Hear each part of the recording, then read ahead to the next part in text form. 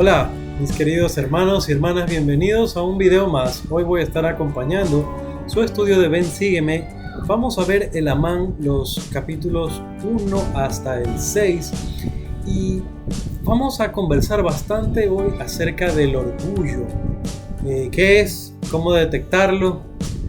Y también cómo solucionarlo, que es lo más importante. Tuve algunos buenos comentarios en las semanas anteriores acerca de que sí están interesados en saber un poco más sobre la arqueología de las ciudades nefitas y voy a estar haciendo ese video. Voy a encontrar el tiempo para poder hacerlo y comentarles un poco por sobre todo del autor del que yo aprendí todas estas cosas, que como les mencioné es un arqueólogo gringo. Y bueno, eso va a ser para otro video. Hoy vamos a contestar algunas preguntas súper chéveres. El tema del orgullo me gusta mucho porque creo que es uno de los pecados con el que más frecuentemente nos encontramos, con el que más necesitamos trabajar y definitivamente en el que todos hemos participado y del que todos necesitamos un poquito más de ayuda. Yo soy Daniel Ampudia Lazo, bienvenidos.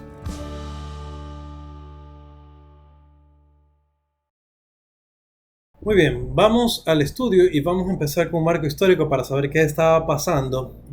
Como siempre, la situación geopolítica de los nefitas y sus predicaciones y sus enseñanzas. Ellos se encontraban en una situación interesante.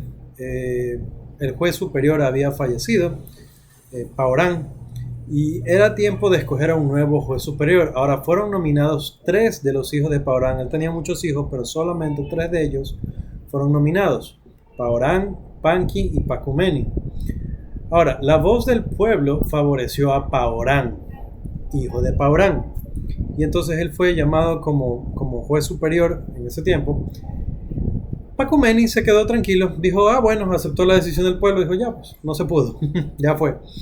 Pero Panqui, junto con las personas que estaban del lado de él, empezaron a ponerse revoltosos y a hacer problemas, y otra vez empezaron las disidencias nefitas. Como siempre, el problema empieza desde adentro. Y este Panqui pretendió otra vez destruir la libertad del pueblo, sobreponerse como gobernador de todos. Y bueno, esta acción se detuvo a tiempo y Panqui fue condenado a muerte. Como sabemos, los nefitas valoraban muchísimo su libertad, como ya lo hablamos en la semana pasada, aún los antinefileitas valoraban muchísimo su libertad. Y era importante eliminar estas cosas de raíz. Ahora, la gente que seguía a Panqui se enojó muchísimo porque perdieron a su líder y junto con él las esperanzas de tomar puestos de gobierno y cosas así, porque sabemos que la real razón detrás de todo esto es el orgullo.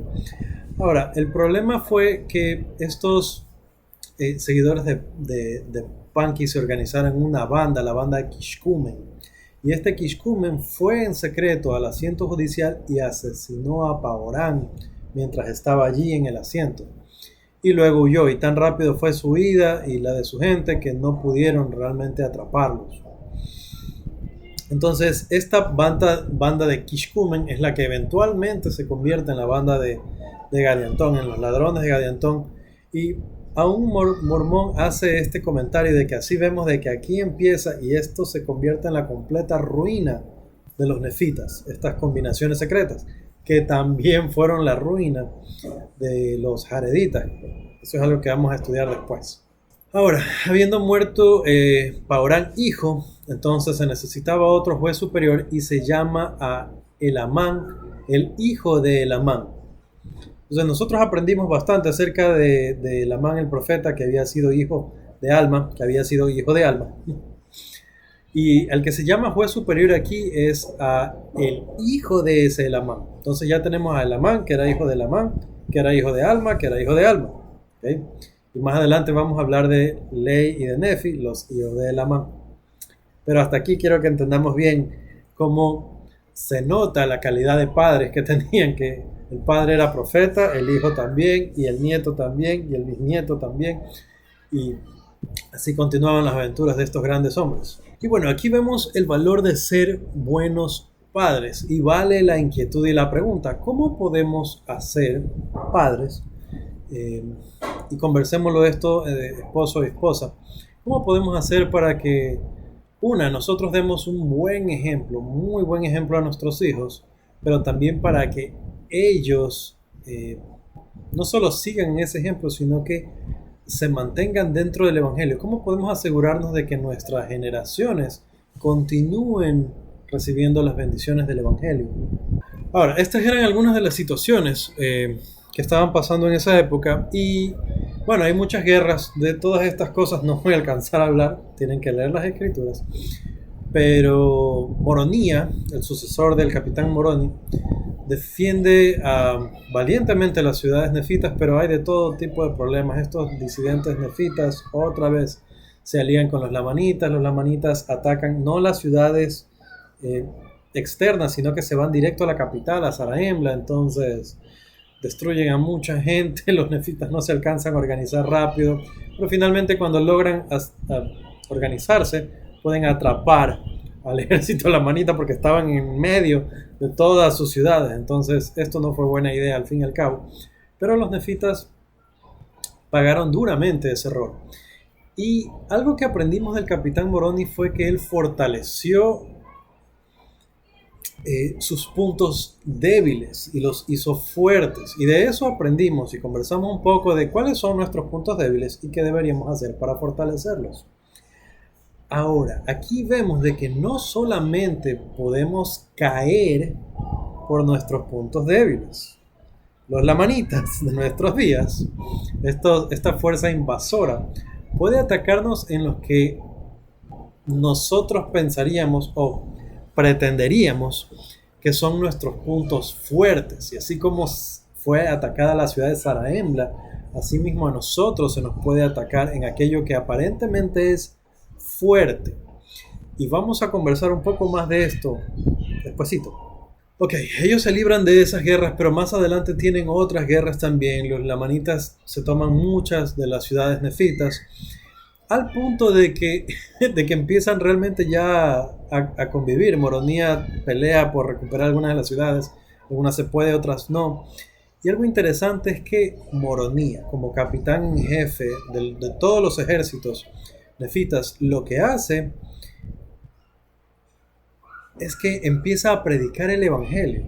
Él, Nefi, Lei, los hijos de Lamán, el juez superior, empiezan a predicar el evangelio. Y es interesante de que la solución que ellos ven a esta invasión es enseñar la verdad. Y esto me recuerda muchísimo lo que se ha hablado en muchas ocasiones y se ha enseñado en muchas ocasiones, que es cómo nosotros podemos solucionar un mal comportamiento como líderes en nuestra unidad o en nuestra estaca o en mi quórum, o mucho más importante, dentro de mi familia o en mí mismo. ¿Qué es lo que me va a ayudar? Aquí volvemos a la enseñanza clásica y conocida del joven profeta José Smith. Se les enseña principios correctos y ellos se gobiernan a sí mismos. Entonces aquí Moroni, Nefi, Lei lo que hicieron fue ir a predicar el evangelio, enseñar a la gente. Y bueno, en esta situación en que ellos prácticamente de tantas ciudades conquistadas a su alrededor empezaron a vivir más cerca de los lamanitas y en cierto punto a tener más convivencia entre ellos, como les decía, Nefi y Lei particularmente empiezan a enseñar lamanitas, tanto dentro de la ciudad de Zarahemla como en las otras ciudades. Muy bien, entonces esto es lo que hacen Nefi y Lei, se van a enseñar, incluso dentro de Zarahemla enseñaban lamanitas, porque ahí también estaban. Ok, vamos a las escrituras. Si estamos en el capítulo 4 de Elamán, vamos al versículo 13. Y a causa de su gran perversidad y su jactancia de su propio poder, fueron abandonados a su propia fuerza, de modo que no prosperaron, sino que los lamanitas los afligieron e hirieron y echaron delante de ellos, hasta que los nefitas habían perdido la posesión de casi todas sus tierras. Y el versículo 25. Por lo tanto, el Señor cesó de preservarlos por su milagroso e incomparable poder, porque habían caído en un estado de incredulidad y terrible iniquidad. y vieron que los lamanitas eran sumamente más numerosos que ellos y que a menos que se allegaran al Señor su Dios, tendrían que perecer inevitablemente. Y en esta condición se encontraban los nefitas. Y algo que podemos entender de aquí es que nosotros no podemos pretender apartarnos de Dios, alejarnos de la iglesia y que nuestra vida sea la misma, que sea igual. Es imposible. Tenemos muchos testimonios de personas que se han apartado de la iglesia y que han conocido lo que es realmente sentirse solos. Nosotros estamos, por decirlo de alguna manera, mal acostumbrados a la influencia constante del Espíritu Santo con nosotros. De modo que no entendemos realmente, hemos olvidado, especialmente se aplica para los que hemos nacido y crecido dentro de la iglesia. No sabemos cómo es vivir sin el Espíritu Santo. No conocemos esa vida. Y tal vez para los que sí la conocieron ya lo han olvidado. Si nosotros nos alejamos de Dios, vamos a perder su poder, vamos a perder su influencia. Y otra vez, nosotros no sabemos, no nos damos cuenta de lo bendecidos que somos al tener esa influencia constante. Nunca estamos realmente solos. Nunca tenemos la tristeza o el dolor que podríamos llegar a sentir al no tener esa compañía, al sentir esa real y preocupante soledad. Muy bien, ahora pregunta, y esta pregunta es una sugerencia del manual del maestro. ¿Cómo podemos aprender a reconocer nuestra propia dependencia de Dios? ¿De qué manera nuestro orgullo nos separa de Dios? Y esto es importante analizar para darnos cuenta, y ojalá tomar nota, para darnos cuenta en qué momento me equivoco, de qué manera eso me separa de Dios y el peligro de a qué lugar me está llevando. Como les decía, el pecado del orgullo es extendido en todo el mundo. Y muy frecuentemente lo encontramos dentro de la iglesia. Yo diría que todas las personas tenemos algo de orgullo y tal vez ocasiones en las que tenemos no un poquito, sino muchísimo orgullo, porque lo vemos. Ahora, no se trata de encontrar el orgullo en otras personas. Y aquí me acuerdo muchísimo de un discurso del elder Dieter F. Uchtdorf. Realmente dos discursos. Él ha dado dos poderosísimos discursos que hablan sobre el orgullo y les recomiendo ambos. El uno se llama El orgullo y el sacerdocio y el otro no recuerdo cómo se llama, pero voy a dejarles los dos en los comentarios. En el primer comentario lo voy a dejar con un pin para que salga en la parte de arriba.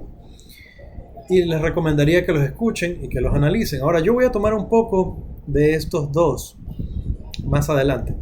Ahora vamos a irnos un capítulo atrás y vamos a ver de dónde apareció este orgullo, que ya vimos cuál fue la consecuencia. Ahora vamos a ver la causa.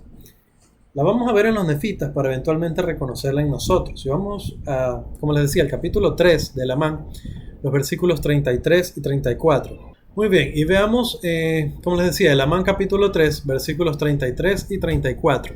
Dice: Y en el año 51 del gobierno de los jueces también hubo paz, con excepción del orgullo que empezó a insinuarse en la iglesia. No dentro de la iglesia de Dios, sino en el corazón de aquellos que profesaban pertenecer a ella. Y se ensalzaron en el orgullo al grado de perseguir a muchos de sus hermanos. Y esta fue una iniquidad muy grande que hizo que la parte más humilde del pueblo sufriera grandes persecuciones y pasara muchas aflicciones. Muy bien, y aquí se hace esta aclaración. Ok, no nos estamos refiriendo a la iglesia como organización, que la iglesia era orgullosa, que es lo que siempre decimos nosotros también, la iglesia es perfecta, pero los miembros no. Okay. Entonces, el problema no fue la organización de la iglesia, no eran los líderes, hablando de Elamán, Nefi, Ley, sino algunos de sus miembros o los que decían que profesaban ser de la iglesia. Y aquí es donde vemos que la conversión no está hecha en el corazón, porque se dice que profesaban ser de la iglesia. Asimismo, nosotros podemos ser bautizados, podemos decir que somos de la iglesia y no haber vencido el orgullo. De cierta forma, yo creo que esta va a ser una pelea de toda la vida. Pero habla de que ellos se ensalzaron en el orgullo al grado de perseguir a sus hermanos. ¿Y qué sería perseguir? Y otra vez, esta pregunta es para ustedes y para sus familias. Conversemos. ¿Cómo nosotros perseguimos a la gente hoy? ¿Cómo podríamos notar, observar esta persecución? ¿Qué hacemos para hacer que otras personas pasen por sufrimiento y aflicción? Y ojo, aquí lo podemos ver desde la perspectiva de yo como líder. ¿Qué estoy haciendo yo para causarle aflicción a la gente? Y sí pasa. Pero también yo como miembro de la iglesia, aún sin ningún llamamiento, ¿qué estoy haciendo yo para causar aflicción a otras personas? Ahora, yo me voy a permitir sugerir de algunas de las cosas de estas. Primero convérsenlo, saquen sus ideas, de ahí pueden escuchar algunas más. Cuando nosotros nos convertimos en el sufrimiento de otra persona, puede ser, como lo aprendemos en el milagro del perdón, por pecado de comisión o por pecado de omisión. Podría ser que tal vez nosotros, al no cumplir con nuestra responsabilidad o con nuestras responsabilidades, hay personas que están sufriendo y que no reciben la ayuda que necesitan. Puede ser que no estamos escuchando la voz del Espíritu advertirnos de situaciones dentro de nuestra familia o fuera de la familia. Como les decía, especialmente en asuntos de la iglesia. Puede ser que nosotros en el trabajo o con nuestros amigos estamos siendo excesivamente burlones.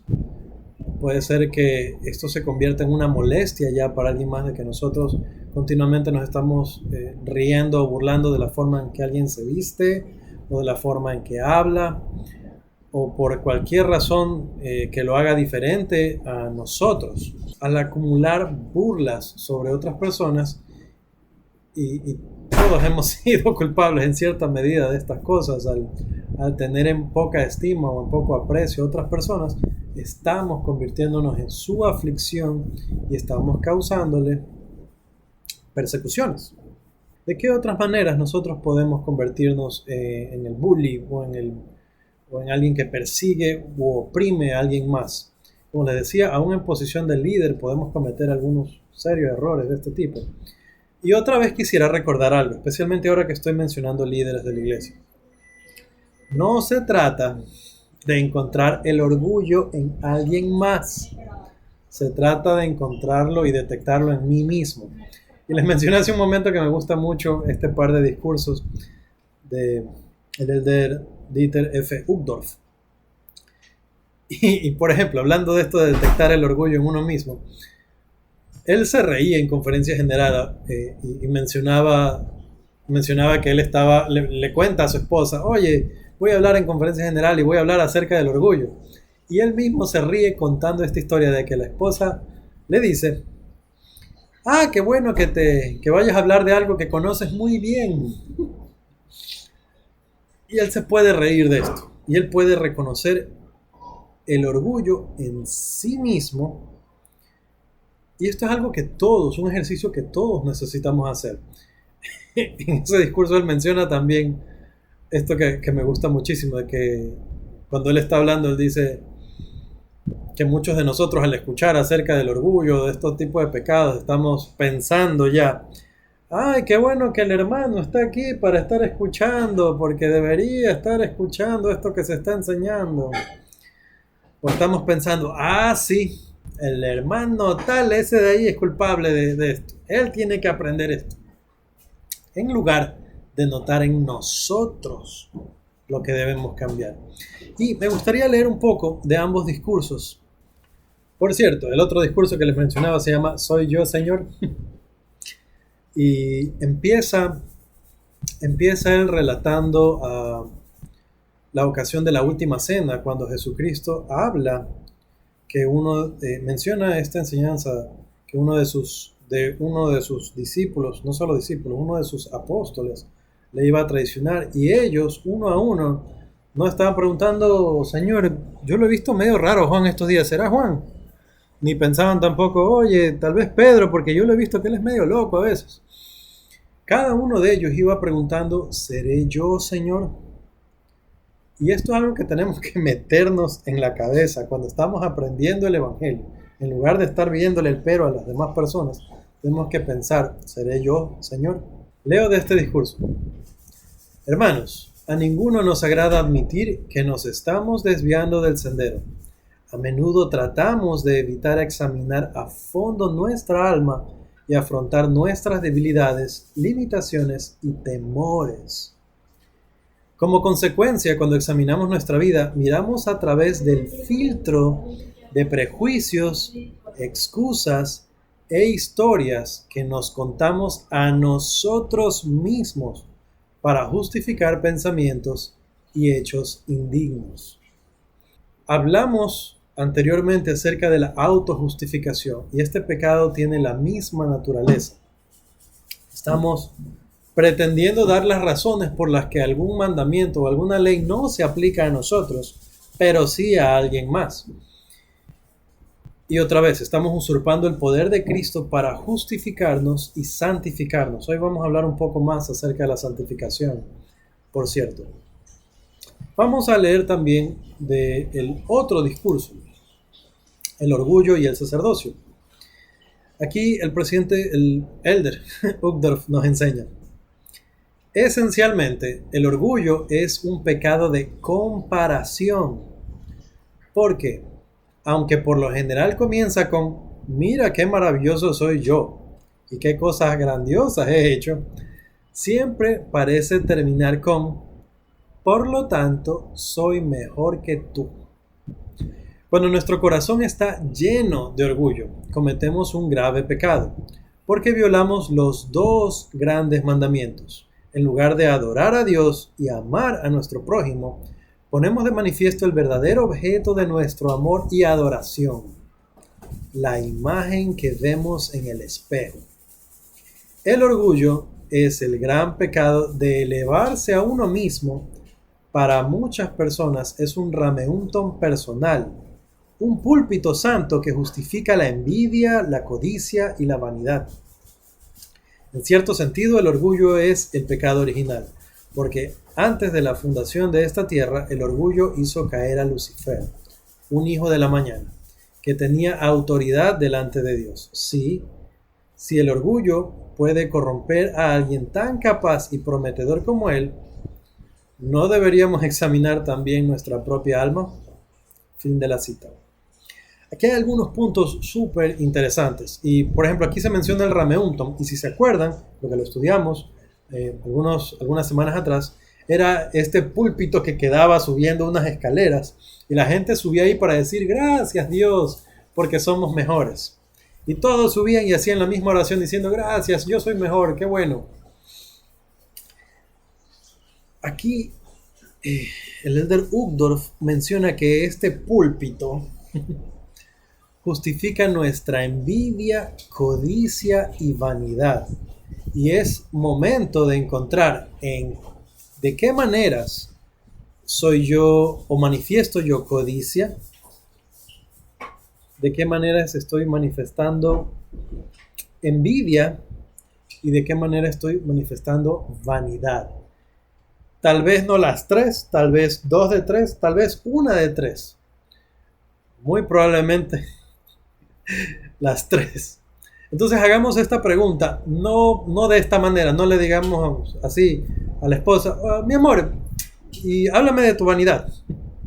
Esta pregunta debería ir pasando persona por persona, diciendo cada uno, ok, yo debo reconocer que, y ponemos casillero, codicia, casillero, envidia, casillero, vanidad. ¿De qué forma yo estoy cayendo en cada una de estas? ¿Qué puedo hacer para prevenirlo? ¿Qué puedo hacer para cambiarlo? Como lo enseña el elder Uchtdorf, este pecado viola los dos grandes mandamientos. No estoy amando a Dios, no estoy amando al prójimo.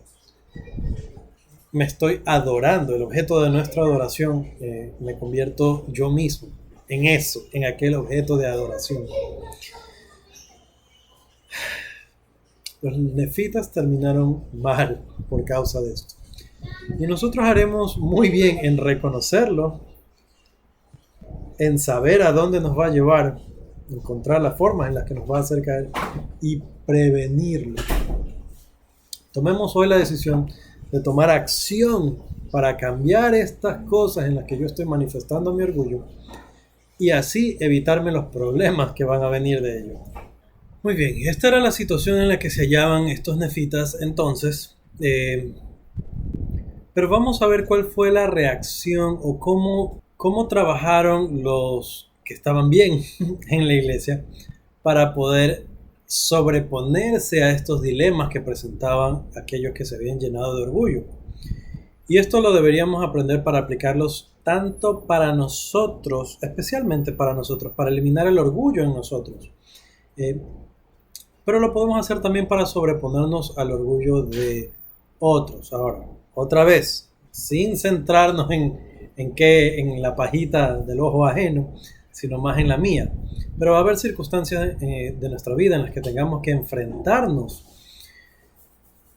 a situaciones desagradables, aún dentro de la iglesia. Pienso que a todos en algún momento o en otro nos va a pasar, porque como lo dijimos, la iglesia es perfecta, pero los miembros no. Vamos a ver el Amán del capítulo 3 mismo, vamos al versículo 35.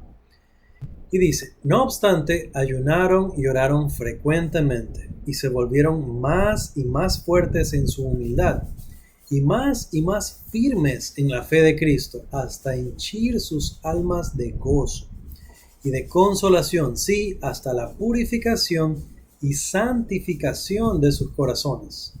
Santificación que viene de entregar el corazón a Dios. Ok, como les dije, íbamos a conversar un poco más acerca de la santificación. Y la pregunta es, ¿cómo hicieron estas personas para obtener esa santificación? Entonces, lo que nos enseña aquí este versículo es que ellos fueron purificados y santificados por causa de entregar su corazón a Dios. También hacia el principio menciona que ayunaron y oraron frecuentemente y que se volvieron más fuertes y más humildes, y cada vez más en la fe de Cristo. Entonces, aquí tenemos unas claves. Dice que ellos que obtuvieron esta santificación por causa que entregaron su corazón a Dios. Y la pregunta otra vez para nosotros en casa, pregunta para mí, pregunta para mi familia. ¿Cómo entrego yo el corazón a Dios? ¿Cómo hacemos este ejercicio? ¿Qué significa? ¿Qué representa? ¿A qué se refiere? ¿Cómo lo ejecuto? Y otra vez, con esto podemos poner metas cuando necesitemos. Aquí vemos que estos nefitas lo hicieron orando frecuentemente, ayunando frecuentemente, volviéndose humildes y volviéndose fuertes en la fe de Cristo, o sea, aumentar en fe. A esto de aquí yo de forma individual le aumentaría el estudio de las escrituras. Estudiar las escrituras es algo que nos ayuda a hacernos más humildes, porque mientras más una persona aprende, más se da cuenta de que no sabe. Y aquí podemos otra vez citarlo. Me encantan esos dos discursos, citar estos discursos. En uno de ellos dos, Elder Uchtdorf menciona esta historia súper chistosa de un hombre que decidió asaltar un banco porque vio por ahí que si uno se ponía jugo de limón en la cara, entonces se hacía invisible a las cámaras. Y el hombre asalta 2 bancos y, por supuesto, las cámaras lo grabaron y luego lo atraparon. Y cuando al hombre lo enfrentan a la evidencia, el hombre dice, pero ¿cómo es posible si yo me lavé la cara en jugo, en limonada? Entonces, un científico se entera de esto y le llama la atención lo increíblemente absurda de la actitud de este hombre, pero también pensando en somos así los seres humanos, y entonces empieza a conducir estudios, y a mí me encanta este estudio que se hace, lo he estudiado más allá de lo que se menciona en ese discurso, Y bueno, en este estudio lo que se hace es que se tomó a varios estudiantes universitarios, se los hizo pasar por varias pruebas. El chiste no era ver qué tan buenos o malos eran las pruebas, sino cómo ellos pensaban que habían salido en la prueba. Y consistentemente, las personas que tenían los puntajes más bajos eran los que pensaban que tenían los puntajes más altos. Y aquí a mí se me viene a la mente un dicho que le escuchaba constantemente, que le escuché en muchas ocasiones a mi mamá. Y es: la ignorancia es atrevida. Cuando uno no sabe de algo, cuando uno no entiende, no conoce, cree que sí puede, cree que es fácil, cree que ya se lo sabe. Entonces una persona que lee poco las escrituras, que no pone atención en las clases, se piensa chévere.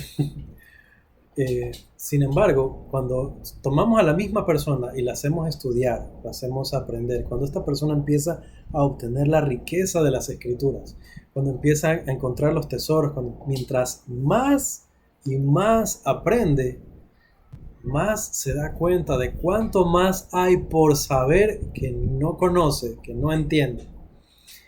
Y es una cosa que nos hace nos puede ayudar a ser humildes.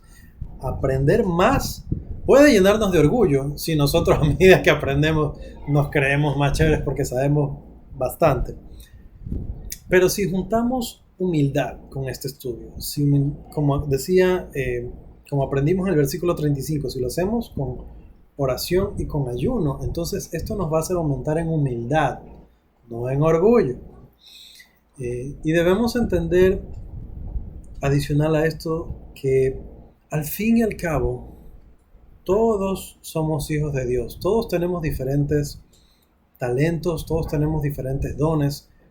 Habrá alguien del que nosotros nos reímos porque es muy malo para algo en lo que nosotros somos muy buenos.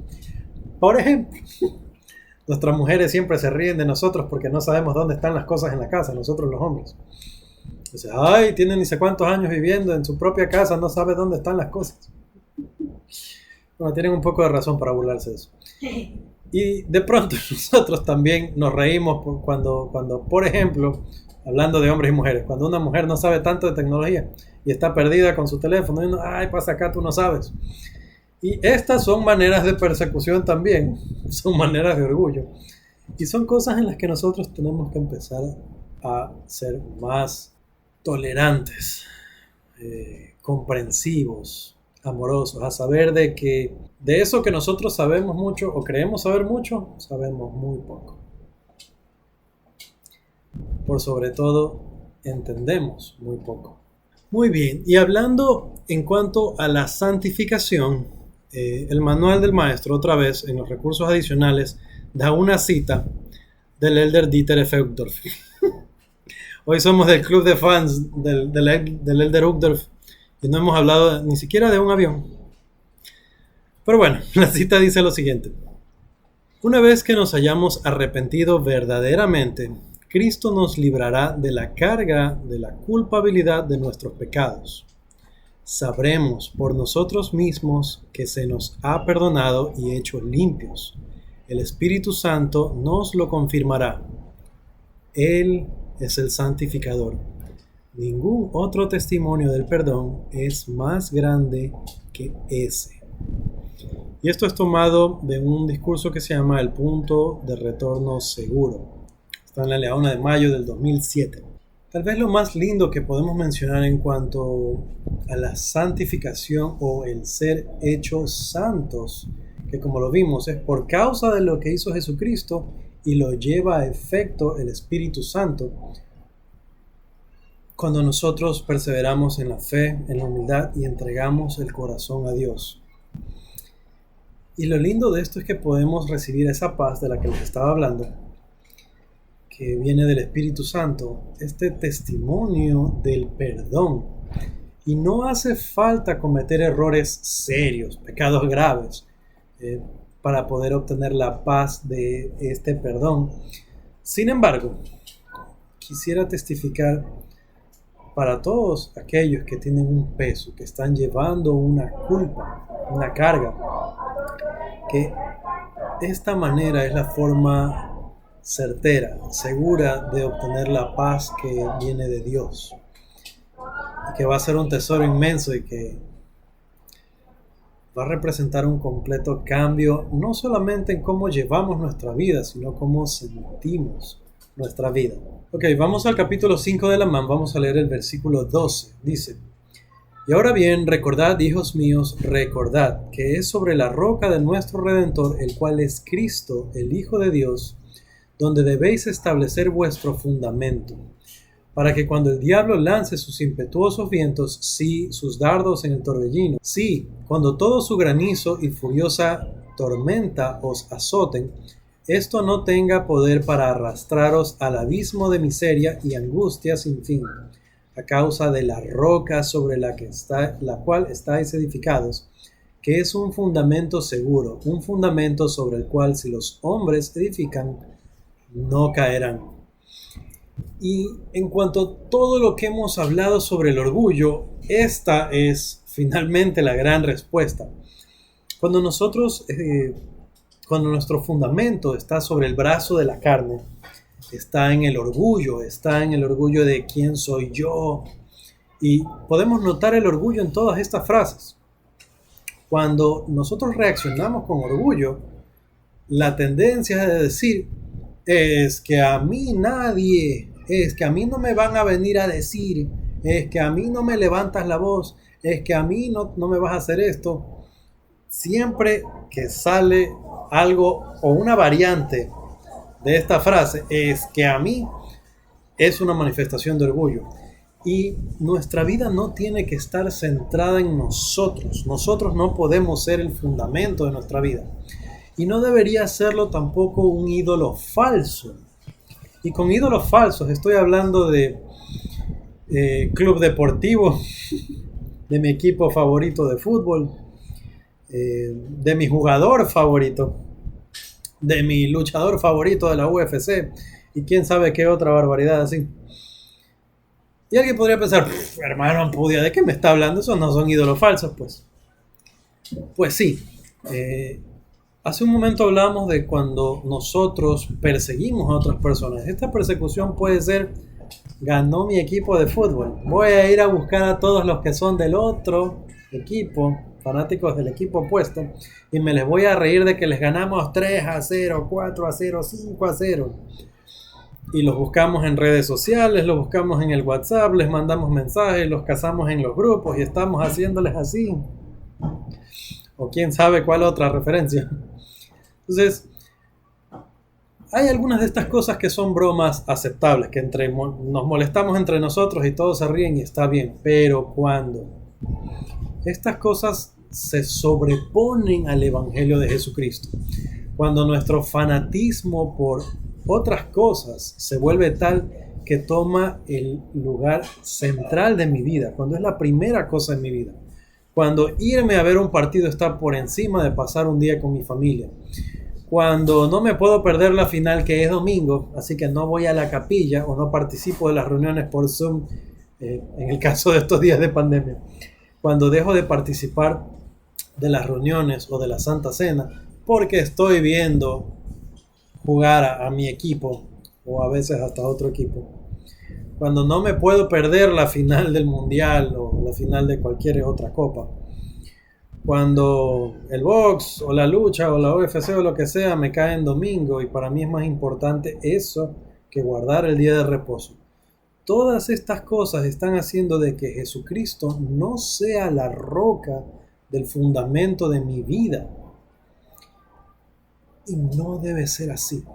Si nosotros ponemos nuestra confianza en nosotros mismos, en el brazo de la carne, o en alguien más, y toda nuestra vida da vueltas a eso, no podemos tener las bendiciones prometidas. Y otra vez, ejercicio para la casa. ¿Cuáles son las bendiciones prometidas? ¿Qué nos dice este versículo de Lamán 5:12? En cuanto a las promesas que vienen de hacer de Jesucristo nuestra roca y nuestra salvación, nuestro fundamento firme. Hay muchas promesas, pero la última, la final dice, fundamento sobre el cual, si los hombres edifican, no caerán. Nuestro político favorito va a caer. Nuestro equipo favorito va a perder. Nuestro director de cine favorito va a hacer una película fea algún rato. Vamos a sentir con coraje de haber pagado la entrada al cine y de habernos amanecido para el estreno. Detectemos cuáles son estos ídolos falsos sobre los que nos hemos estado fundamentando. Hagamos la pregunta a nosotros mismos, a nuestra familia. ¿Quién es? Porque de pronto es uno de los que yo mencioné. Yo he hablado realmente más del tipo de ídolos que tenemos los hombres, pero puede ser que las mujeres, o mejor dicho, hay los que tienen las mujeres también, los que tienen los niños, un artista, un cantante, un actor, puede ser un youtuber, puede ser ¿cómo es que le llaman ahora? ¿Cómo les llaman ahora a estas personas importantes en redes sociales? Un influencer. Puede ser una ideología como mi método favorito para adelgazar o mi forma de entrenar. Puede ser una cultura. Hay una diversidad de ídolos falsos que podemos tener ahora. Y no lo digo por acusar a nuestros hobbies o nuestros pasatiempos, las cosas que son nuestros favoritos. Puede ser que un ídolo falso pueda ser ver gatos en el Instagram, porque estamos ignorando a nuestra familia mientras vemos a los gatos del Instagram. No sé. Pueden ser muchísimas cosas. Y no es mi deseo criticar nuestros gustos, sino más bien darnos cuenta cuál es el centro de nuestra vida. Si todo lo que ocupa mis pensamientos es el carro que tengo, la casa que tengo, si todo lo que ocupa nuestros pensamientos es lo que me compré o lo que me quiero comprar, sea, en mi caso, un reloj, me encantan los relojes, o sea lo que sea, si esto toma más energía cerebral, si ocupa más espacio en mi mente y por sobre todo en mi corazón, más que Cristo, entonces no estoy fundado sobre la roca de salvación. Entonces, haremos bien en poner atención, en darnos cuenta cuáles son esas cositas y cómo podemos defendernos entonces de los ataques del adversario, es haciendo que todas estas otras cosas bajen de prioridad en nuestra vida y que el centro de ellas sea Jesucristo, como lo prometen las Escrituras. Les mencioné, busquemos en familia cuáles son algunas de ellas. Se menciona el granizo y la furiosa tormenta que nos azota, los vientos que vienen de Satanás, sus dardos. Todas estas cosas son símiles. ¿Qué representan en nuestra vida? ¿Cuáles son esos ataques de los que me puedo salvar si tan solo me centro mi vida por completo en la adoración de este único Dios verdadero al que debemos servir? Yo sé que si así lo hacemos, veremos estas promesas hechas hace miles de años. Veremos estas promesas cumplirse. Las veremos manifestarse en nuestra vida y luego podremos dar testimonio de aquellas cosas. Muy bien, hemos aprendido cosas súper chéveres hoy. Hemos hablado bastante sobre el orgullo. Hemos aprendido a detectarlo en nosotros mismos. Para mí, ¿qué estoy haciendo yo? ¿De qué manera estoy manifestando el orgullo? Hemos aprendido cómo combatirlo y hemos encontrado cuál debe ser el centro de nuestra vida. No yo mismo, Jesucristo. Espero que la clase haya sido una bendición para todos ustedes. Se las prepara con esfuerzo, con amor, con bastante corazón. Gracias a todos los que siempre comparten y nos dejan sus comentarios, nos cuentan sus historias. Para mí es de mucha relevancia leer sus comentarios. No solo que aprendo de ustedes, sino que me dan ánimo para continuar y continuaremos. Muy bien, en la próxima lección, en el próximo estudio, vamos a estar repasando los capítulos 7 al 12 de Elamán y vamos a ver cómo Nefi se ganó la confianza del Señor y obtuvo un poder increíble. Va a ser súper chévere. No dejen de leer, no dejen de estudiar, por favor. Y nos veremos en la próxima. Conmigo es hasta la siguiente. Se despide Daniel Ampudia Lazo. Chao.